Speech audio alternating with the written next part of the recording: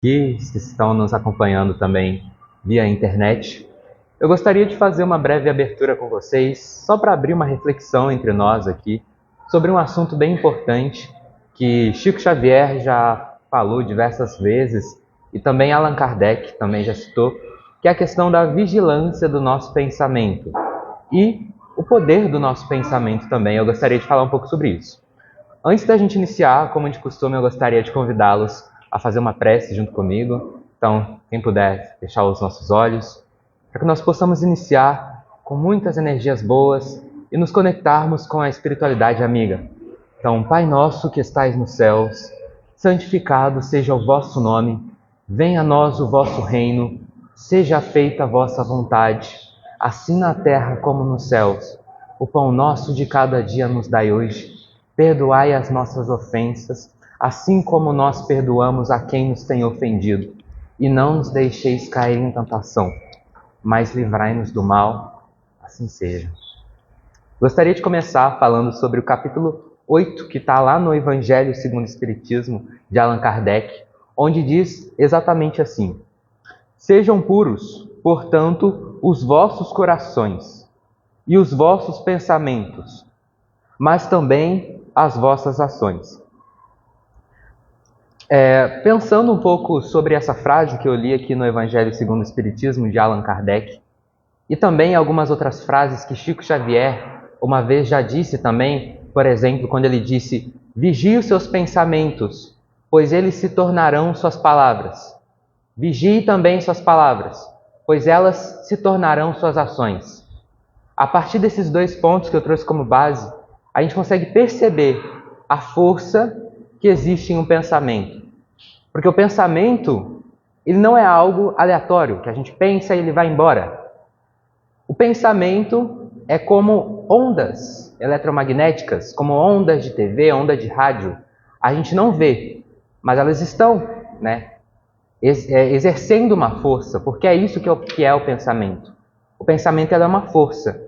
E ele tem força o suficiente para trazer energias positivas para você, tanto para aqueles que estão ao seu redor.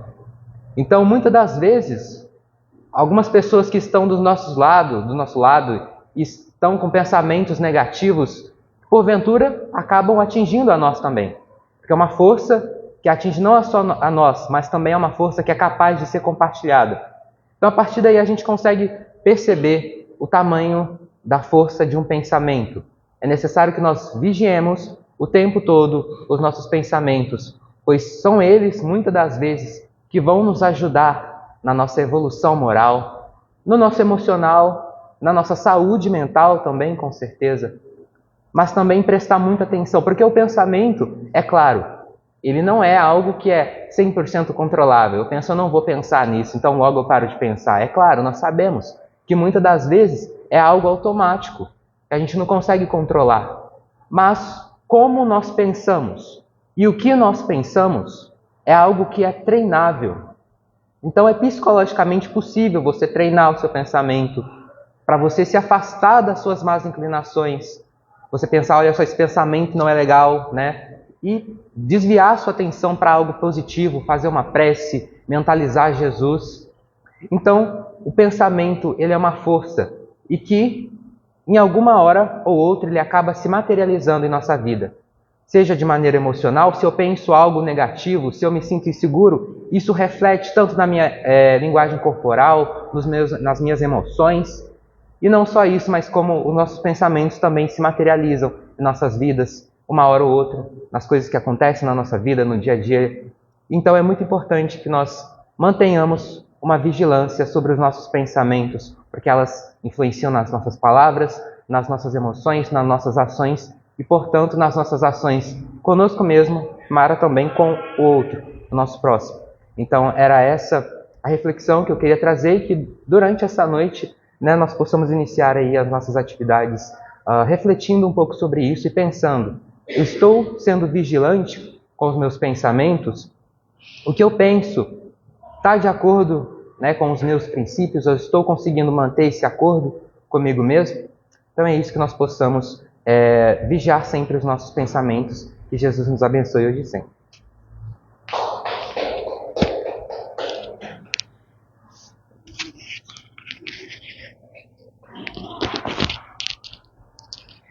Pessoal, boa noite. É uma alegria estar aqui com vocês nessa noite, no Centro Espírita Vinhas do Senhor. Boa noite também para você que nos acompanha pelas redes sociais. Também é uma alegria saber que você está aí do outro lado. Quero aproveitar para pedir para que você curta, comente e compartilhe as nossas publicações, né, os nossos conteúdos, para que eles alcancem a mais pessoas, para a gente poder espalhar a doutrina espírita para todos os lugares. Nosso irmão João já fez aqui a nossa oração inicial. Então, com esse mesmo pensamento, com essa mesma boa energia, nós vamos neste momento deixar as nossas preocupações de lado, nosso dia a dia, e tentar estar aqui realmente de corpo presente, não só, mas também de espírito, para que a gente possa aproveitar o máximo essa noite de hoje e os ensinamentos que Deus tem para nós. Diminui um pouquinho para mim o ventilador, porque está voando todas as minhas folhas aqui, por favor. Então, o tema que eu propus para a gente refletir hoje são as penas futuras segundo o Espiritismo.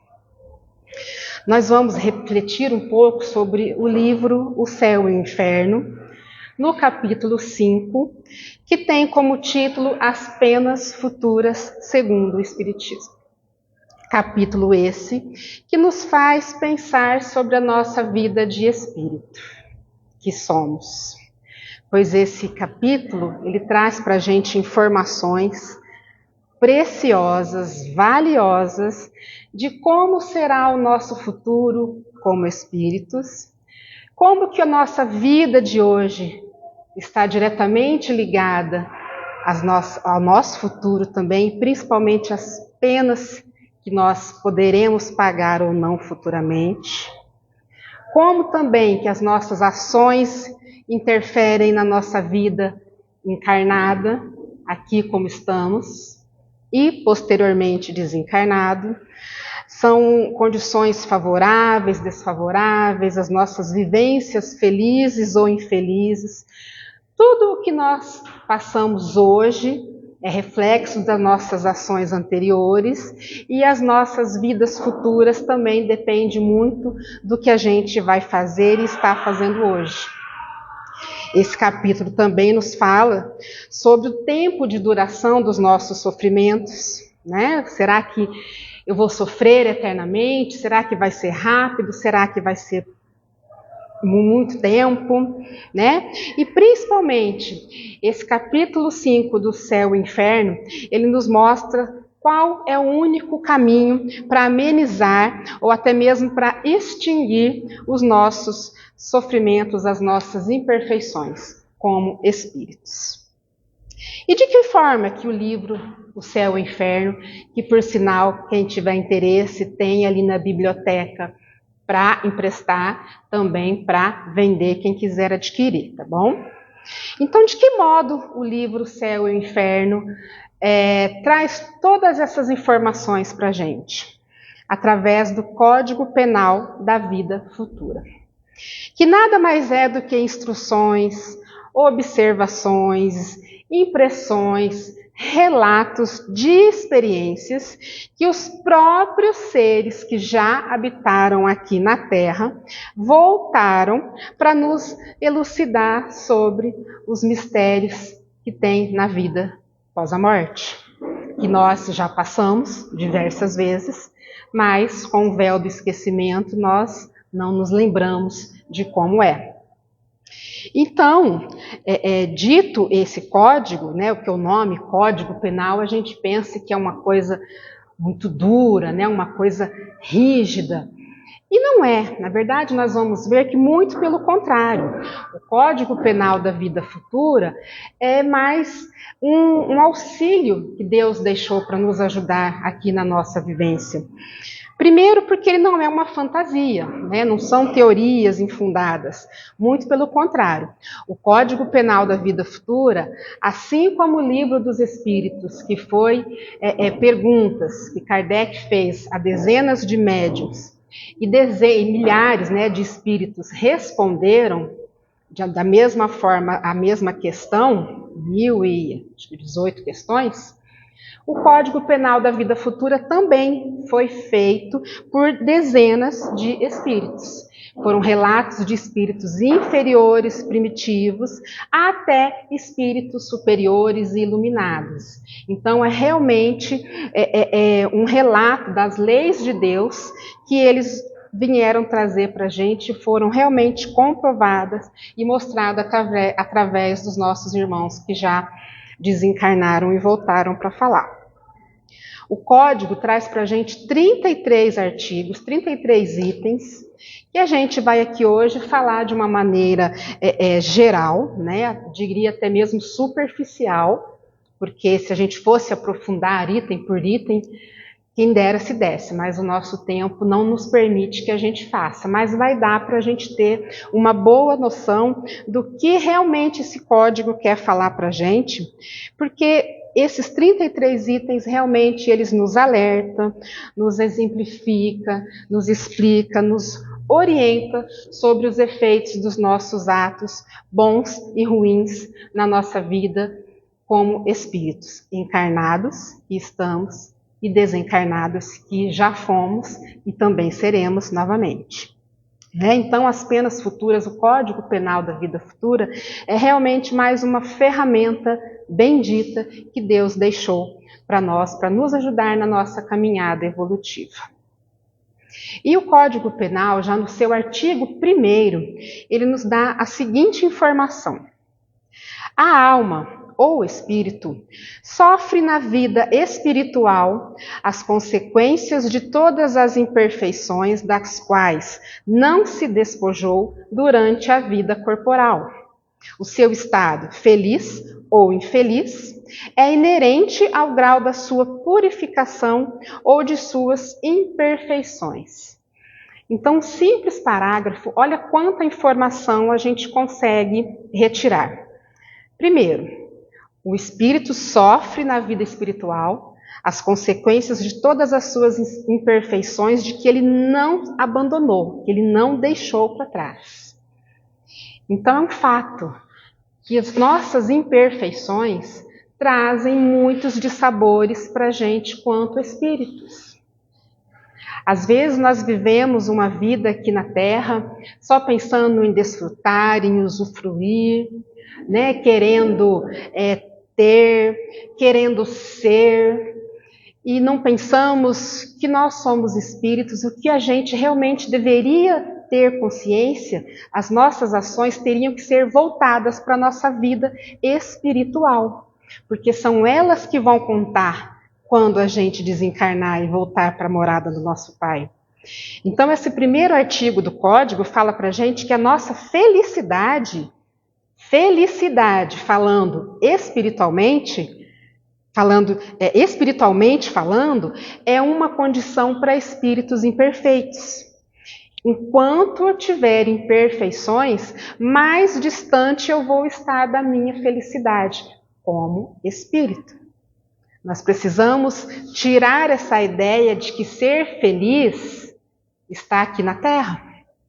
Nós estamos encarnados justamente para poder aparar as nossas arestas. É claro, não estou pedindo para ninguém viver chorando e infeliz. Vamos sim tentar viver bem no mundo, mas a nossa felicidade realmente está no plano espiritual. Então, quanto mais eu busco a minha evolução, quanto mais eu abandono os meus vícios, as minhas práticas deletérias, quanto mais eu corrijo os meus defeitos, mais perto eu estou chegando da perfeição que Deus quer de mim. E mais feliz eu sou, mais prazer eu vou ter na minha vida espiritual. Porque nós sabemos aqui, para mim depurar todas essas minhas imperfeições, eu tenho que passar aí por provas e expiações que nem sempre são fáceis, na verdade, que nunca são fáceis. Então, por que eu preciso realmente tentar eliminar todas essas minhas vicissitudes? Porque toda imperfeição acarreta consequências deploráveis. Nossos defeitos são igual a dissabores. Quanto mais eu sou endurecido, quanto mais eu sou ali persistente no erro, quanto mais primitivo eu sou espiritualmente, mais isso reflete nas minhas ações. E as minhas ações vai se refletir também na minha vida espiritual. E no próprio Código da Vida Penal, Código Penal da Vida Futura, fala pra gente que uma alma que tem 10 imperfeições, por exemplo, ela sofre muito mais do que aquela que só tem 3 ou 4. Então, olha aí a justiça divina aparecendo. Aquela alma que tem muitas imperfeições vai sofrer mais. Mas é porque ela merece sofrer mais? Não, é porque ela ainda está no erro, ela ainda está insistindo por caminhos tortos que não vão levar ela à perfeição que Deus quer. Mas aquela alma, aquele espírito que só tem 3 ou 4 imperfeições, provavelmente já passou por processos mais duros, mais penosos, mas está aprendendo, está conseguindo se livrar dessas suas vicissitudes, por isso tem uma vida mais fácil, vamos dizer assim, entre aspas. E isso explica realmente as diferenças que nós vemos aqui entre as pessoas que estão aqui encarnadas, né? Pessoas vivendo encarnações duríssimas, terríveis, com vidas deploráveis, às vezes em ambiente completamente conturbado, desorganizado, né? E outras pessoas vivendo aquela vida tranquila, vamos dizer assim, feliz, né? Se é que a gente pode dizer. Isso quanto encarnado. E também temos a literatura que nos mostra aqueles irmãos que desencarnam e também se encontram em perturbação, em regiões umbralinas, perturbados, obsediando. Também explica essa diferença pelas suas penas. Se eu sou um espírito que eu faço aqui coisas terríveis, coisas tenebrosas, então provavelmente quando eu desencarnar, eu vou ter uma passagem mais complicada. Posso ir para regiões umbralinas. Se eu cometo suicídio, direto com certeza, mas indireto às vezes, que é muito perigoso.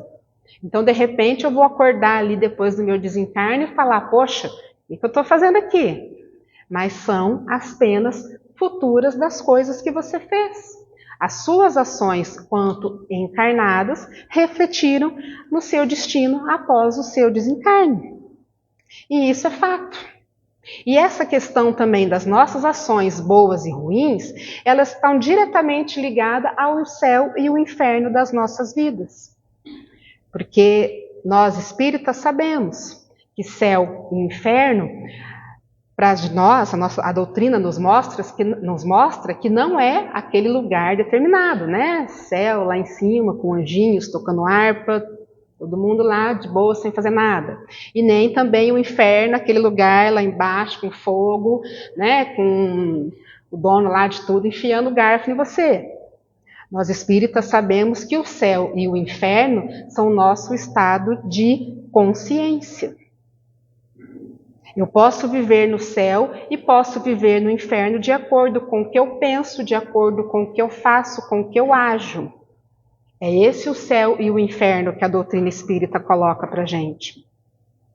Então, tanto encarnados como os desencarnados podem viver esse céu e inferno aí de acordo com as suas vivências, de acordo com as suas atitudes. Então, meus irmãos, as leis divinas estão aí para serem cumpridas. E são cumpridas. A lei de causa e efeito não falha, nunca. Ela pode até tardar em alguns casos, mas falhar não falha. Todos nós estamos sujeitos a ela. Todos nós temos o livre-arbítrio para escolher, nós escolhemos livremente, mas nós colhemos obrigatoriamente. Então, nós precisamos pensar no que nós vamos fazer das nossas vidas hoje, visando que ao desencarnarmos, a nossa próxima morada ali seja uma coisa mais tranquila ou uma coisa um pouco mais fácil, a nossa vida lá, que todos nós iremos passar. Temos que procurar ser espíritos puros, essa é a nossa meta. Estamos uns mais longe, uns mais perto, uns vão chegar à perfeição mais rapidamente, outros vão demorar mais, mas todos nós iremos chegar. Só vai variar aí a velocidade que cada um quer seguir. Todos nós iremos um dia chegar à perfeição, assim como Jesus, assim como tantos outros espíritos de luz que existem. E justamente é essa variação de tempo, que uns vão chegar antes, outros vão chegar primeiro, depois, que está justamente ligada com o tempo das nossas penas. Porque vamos pegar ali um espírito que está ali em regiões umbralinas.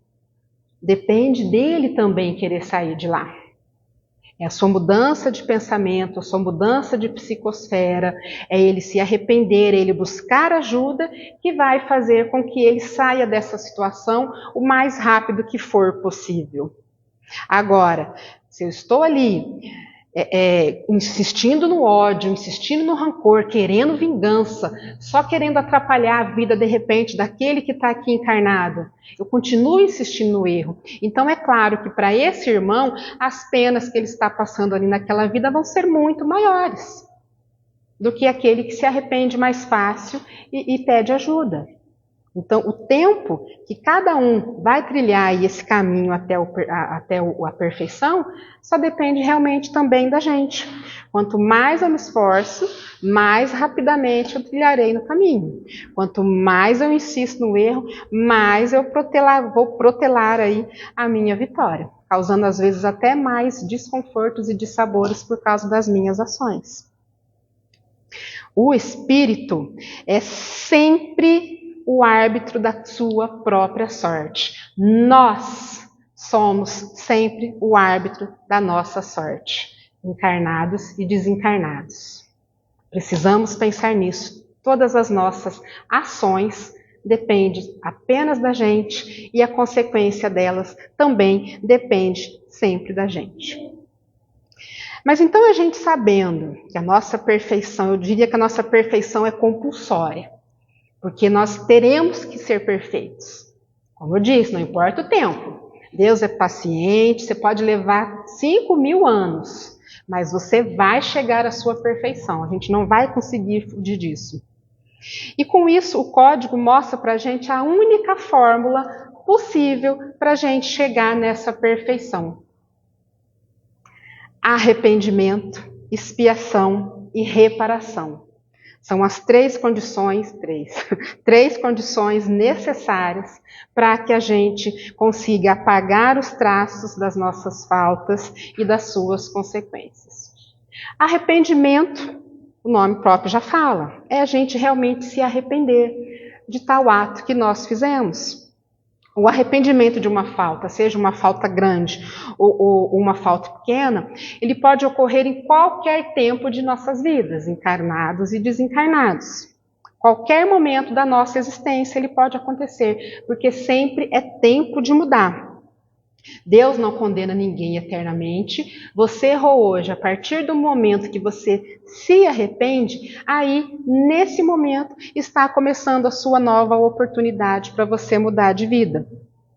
O próprio arrependimento é um indício de que você está começando a mudar. O arrependimento é aquela sementinha plantada ali e começa a germinar. Porque pessoas ruins, pessoas de má índole, não costumam se arrepender. Já prestaram atenção? Pessoas que cometem crimes hediondos, pessoas aí realmente endurecidas, raramente se arrependem do que fazem. Pelo contrário, muitas vezes, ao ser questionada, são sarcásticas, são frias e não têm um arrependimento. Então, o arrependimento é realmente o primeiro passo para suavizar as nossas faltas e melhorar aqui começar a melhorar a nossa caminhada, é o despertar para a nossa esperança de reabilitação que todos nós temos jeito. Mas só se arrepender não basta. Além da gente arrepender, a gente precisa expiar. E expiar, código fala pra gente, que é se submeter às consequências do mal que você causou, da falta que você cometeu contra o seu irmão, contra si mesmo e contra as leis de Deus, com certeza. E todas essas consequências das faltas que nós fizemos, elas podem ser físicas, morais, sociais, intelectuais, elas podem ser brandas, podem ser severas, às vezes severíssimas, dependendo do seu ato, do que você fez, né? Cada uma ali com o seu valor, né? Depende de como foi feito, cada uma tem o seu peso, de como foi feito, qual foi a sua intenção, se você fez porque você quis, se você tinha consciência daquilo ou não, cada uma ali tem um peso e uma medida. E essas expiações das nossas faltas pode ter início aqui na vida na Terra, como encarnado que estamos, e também no plano espiritual. Por exemplo, aqui na Terra, exemplo bobo, fui grosseiro, o meu colega, meu irmão Wilton. Arrependimento. Poxa, não precisava ter feito isso. Não precisava ter falado assim com ele. Expiação. Eu preciso baixar a minha bola, engolir o meu orgulho e ir lá pedir desculpas para o Wilton. Essa é a expiação do ato impensado que eu fiz contra ele. Então eu domino tudo isso e peço desculpas. Isso num ato entre pessoal. Outro exemplo de expiação aqui encarnado. O mau uso do dinheiro. Eu tinha muito dinheiro, gastei a reviria, nem pensei, de repente acabou, porque nada é para sempre.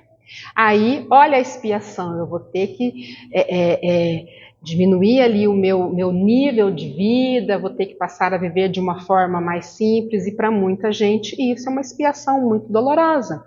A gente vê, às vezes, pessoas cometendo loucuras porque não tem mais dinheiro.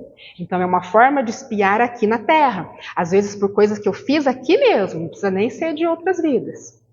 Agora, expiações da vida futura. Um exemplo, abortei. Uma vez, às vezes, várias vezes. Pode acontecer, como eu me arrependi, porque o arrependimento é o primeiro passo, pode acontecer de eu escolher no meu plano reencarnatório que eu vou vir nessa encarnação e não vou poder ter filhos. Não estou dizendo que todo mundo que aborta na próxima acontece isso, mas é uma possibilidade. Querer muito ter um filho e não poder ter. É uma expiação, é uma consequência. Não ter filhos hoje encarnado é uma expiação do que eu fiz numa vida passada. Ou, por exemplo, eu torturei muito uma pessoa na minha outra vida, ou nas outras vidas, desencarnei, me arrependi, expiei. Na minha expiação, eu escolho, peço, imploro para que aquele homem que eu torturei me aceite como filho. Provavelmente, eu vou ter um pai difícil. Um pai, às vezes, muito severo, às vezes até violento. Não estou dizendo que a violência justifique, mas é um risco que eu corro. Então, todas as coisas que eu estou passando são consequências do que eu fiz. Expiações, estou me submetendo às consequências do mal que eu fiz. Para que eu tenho que passar por isso? Para que eu me reeduque.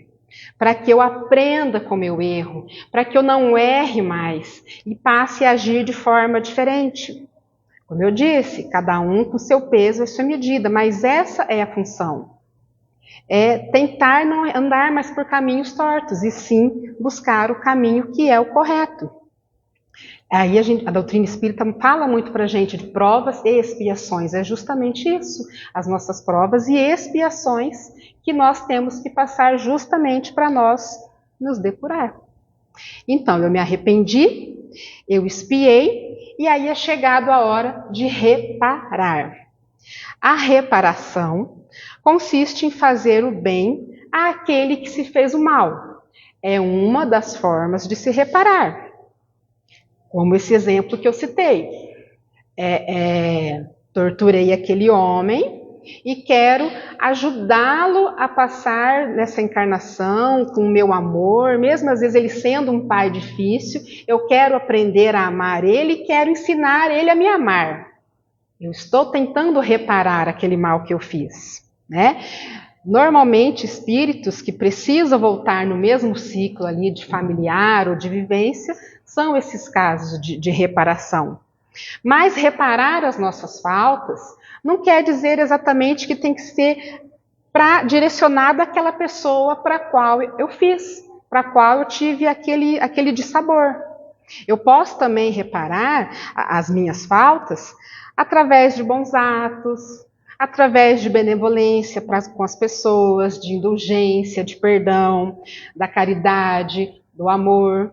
E não só esperar eu ter que desencarnar para fazer outro plano reencarnatório quando eu tiver a possibilidade de voltar. Eu posso começar a reparar um erro aqui nessa existência. Por exemplo, a mulher que eu citei que abortou. Abortei nessa encarnação, já me arrependi, já quero começar a reparar. Ela pode, de repente, fazer um trabalho com crianças. Pode, de repente, ajudar alguma entidade, seja com financeiro, seja com um trabalho as pessoas que ajudam, né, sem ganhar isso, social.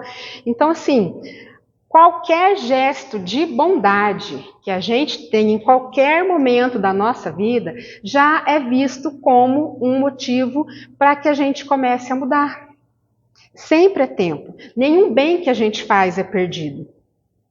Então, repito, as provas e expiações, as expiações e as reparações jamais podem ser vistas como um castigo, porque elas não são. Elas são, muito pelo contrário, um instrumento de educação, de aprendizado e de progresso espiritual, visando a nossa reeducação para que a gente caminhe num caminho certo, que é o que Deus espera da gente. Ou para que a gente não erre mais, ou pelo menos para que a gente comece a caminhar errando menos. É o nosso objetivo, né? E por que a espiritualidade, por que a doutrina espírita coloca para a gente que o arrependimento, expiação e reparação são o único caminho para apagar as nossas faltas e as nossas mazelas? Justamente porque a misericórdia de Deus é infinita. Isso a gente não tem dúvida. Mas a justiça de Deus não é cega. O culpado que errou, Deus perdoa sempre, dando nova oportunidade. Mas o simples perdão não isenta ele daquilo que ele fez. Porque senão seria muito fácil, gente. É muito fácil eu ali tirar a vida de uma pessoa, 2, 3, 10, de repente, pago ali, posso ir preso, ficar na cadeia, sei lá, 50 anos, passou, estou livre? Claro, está. Nas leis da terra, quem cumpriu a sua pena está livre. Mas para Deus não funciona assim. Você não pode ferir as leis de Deus e simplesmente pedir perdão e está limpo. Qual que é o aprendizado? Se você não sente na pele aquilo que você causou para outra pessoa, você não está aprendendo. Você não está sendo reeducado. Então, enquanto eu não reparo, eu não expio aquilo que eu fiz, eu não vou estar limpo. Essa é a verdadeira justiça de Deus. Ele exige da gente, com brandura, sempre. Ele te dá a oportunidade para que você volte, para que você refaça, recomece quantas vezes for preciso. Só que é necessário você passar. É como um pai, eu te perdoei, mas você tem que traçar este caminho agora para que você realmente caia em si que aquilo que você fez está errado. Ele exige da gente. Mas Deus sempre deixa uma porta aberta para que você possa retornar para o caminho do bem. Sempre. Porque por mais difícil que seja a nossa vida aqui encarnada, ou que será as nossas penas futuras, Deus sempre coloca diante de nós situações que podem nos ajudar a fazer o bem, a mudar de opinião. Ele sempre coloca perto de nós pessoas que podem nos ajudar, às vezes com um gesto, com um ato, com uma palavra. Às vezes você nem conhece a pessoa, mas ela pode passar, sentar ali num banco esperando uma consulta, ela pode falar uma coisa para você que de repente te desperta para uma mudança ou para a solução daquele problema que você precisa. Deus nos deu também o seu anjo guardião, que vela por nós, que está sempre de olho nos nossos movimentos, em tudo que a gente faz, e ele se esforça para nos inspirar, para que nós tenhamos bons pensamentos, desejo de progredir, de melhorar, né? Nós não estamos sozinhos nunca. Nós temos a prece, que nós sabemos que a prece feita com sentimento, vinda do coração, ela é capaz de transformar e também nos deixa conectado com a espiritualidade amiga.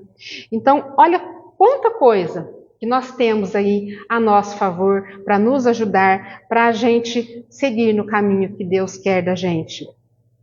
Porém, é fundamental que saibamos que para a nossa perfeição, para o nosso aperfeiçoamento, nós que temos que querer. Nós, individualmente, eu tenho que ter vontade, você tem que ter vontade.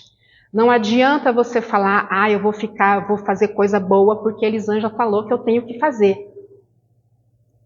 Tem um valor? Pode ter. Mas tem que ser você. A vontade tem que ser sua. É você realmente que tem que querer. Lembra que nós somos os árbitros da nossa própria sorte? Então só depende de nós buscar o caminho da felicidade espiritual nossa. Essa é a nossa tarefa que nós temos que ter em mente. Não é fácil. Mais uma vez, né? Isso está virando clichê. Eu sempre chego aqui e falo, não é fácil. E não é mesmo, né? Mas é possível que a gente passe pela nossa encarnação buscando sempre melhorar. Vai ter os imprevistos, os percalços, mas sempre a gente tem que ter o pensamento positivo e tentar buscar o bem. Sem revolta, com calma, né? Sabendo que o nosso caminho é longo, às vezes é penoso, mas nós vamos conseguir. Ou pelo menos nessa aqui a gente vai começar a trilhar o caminho. Nessa encarnação, provavelmente a gente não vai conseguir mesmo. Mas se a gente agir bem aqui, as nossas chances de ter próximas encarnações melhores vai ser muito maior. É isso que nós temos que pensar na nossa vida espiritual.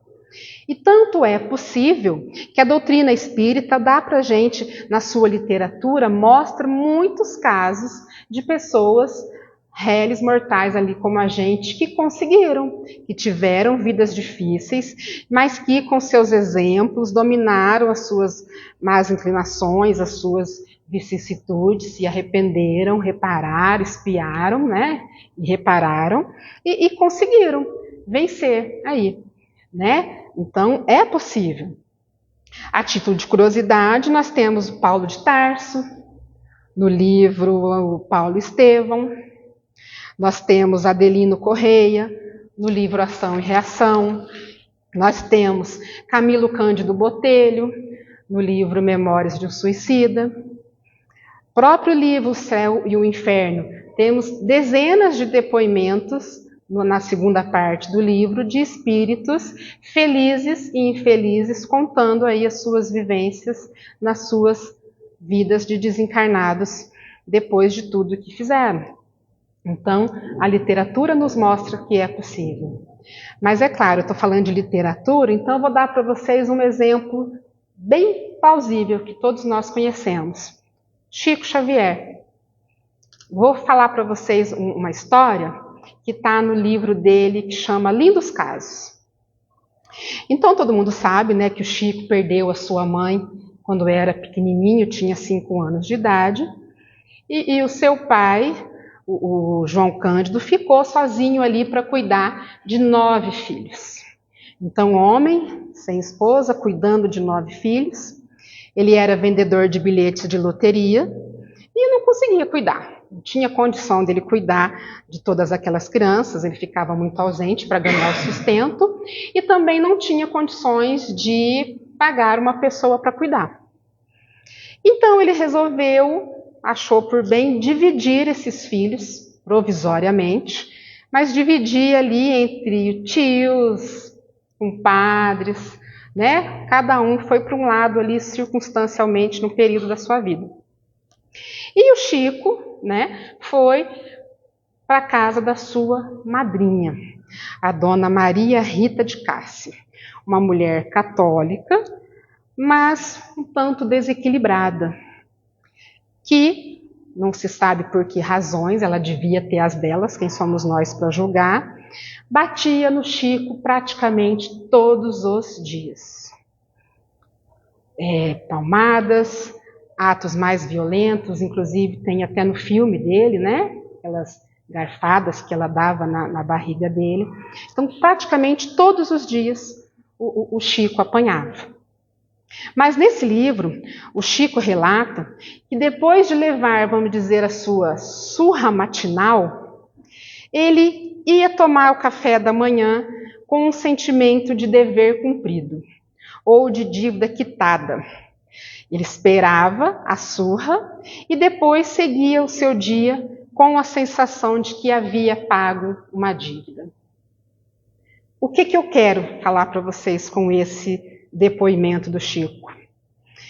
Que todos nós temos dívidas. Chico Xavier, um espírito que veio com uma missão fantástica, mas ele tinha suas expiações, as suas arestas para aparar. E esse sentimento que o Chico tinha, essa sensação de quitação de dívida depois de apanhar, é justamente a certeza de que a nossa resignação e o nosso aprendizado com o sofrimento de hoje é a certeza da nossa felicidade na vida espiritual. Acredito que nenhum de nós temos dúvida o quanto Chico deve estar sendo feliz no plano espiritual, porque aceitou todas as suas provas e expiações. Eu só contei uma, pequenininha, ele teve muitas ao longo de sua jornada aqui na Terra. Então, meus irmãos, vamos tentar deixar as imperfeições de lado. Vamos tentar buscar a nossa felicidade na vida futura, com os nossos atos aqui de hoje. Porque, cometendo delitos, mais difícil será a minha vida.